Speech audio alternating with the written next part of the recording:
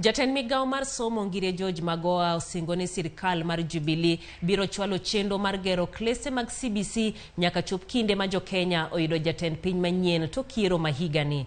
Magoha wacho ni piny owacho osigolo omenda maromo bilion 19 mar siro somo e skunde mag sirkal mag primar kod sekondar. Jatend migao no ne lose kinde mano yango gedo mag klese alwora ma Nyanza. Millicent Adhiambo miyo aler mathoth.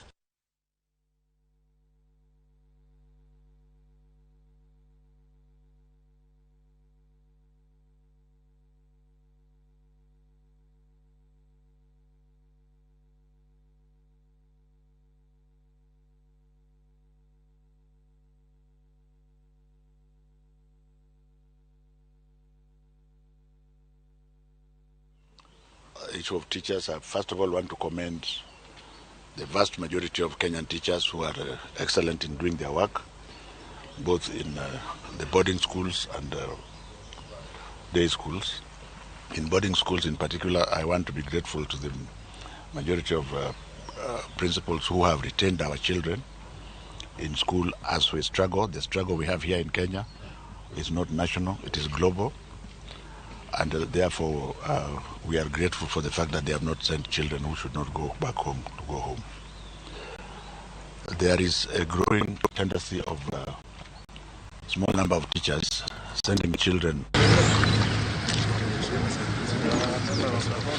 Magoha ocha kulimbe makamano e county Masiaya, kamane owendo skun sekondar mawagwer, e karchungod bura magem, bangi ochopo e sub-county Mabondo, kamane osidho e klese mag CBC e skun sekondar Mabondo Township.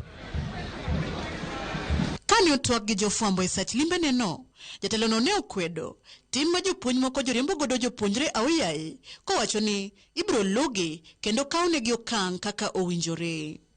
There is a growing tendency of a small number of teachers sending children out of school in day schools to go and get money for either motivation or food. This is criminal. And now I want to use you as an example. I think it's about time we get some teeth about this. Magoha omedo ni sani piny owacho osechwalo omenda ne skunde mag primar kod sekondar mag sirkal maonge nyathi mowinjore riembi. The government pays capitation for every child.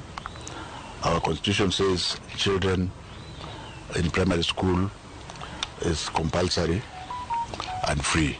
Definitely over 14 billion shillings for secondary schools and definitely over 2 billion shillings for the primary schools. So the teachers should rest assured that we have continued to implement what His Excellency the President has promised, and that's why we pay capitation for them.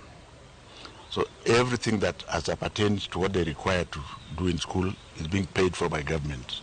Komachielo, jatelono ne ong'ado nam nyaka county ma Homa Bay, kama ne osidho e gedo mag klese go e skun sekondar ma Kakimba e chula Mfangano kod skun sekondar Mambita. There must be more than 10 schools. Magoha otieko limbe mare mar sidho gedo mag klese CBC e skun sekondar ma Otieno yo e county ma Kisumu.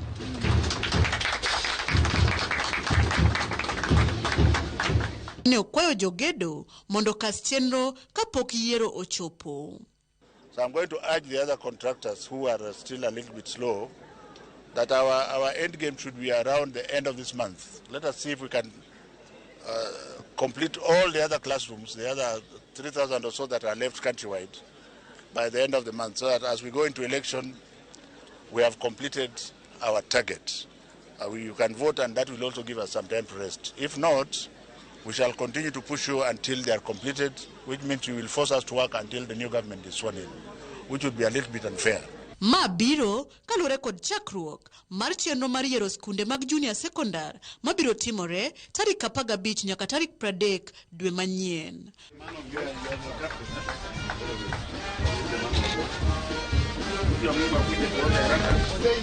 Millicent Adhiambo, Ramogi TV.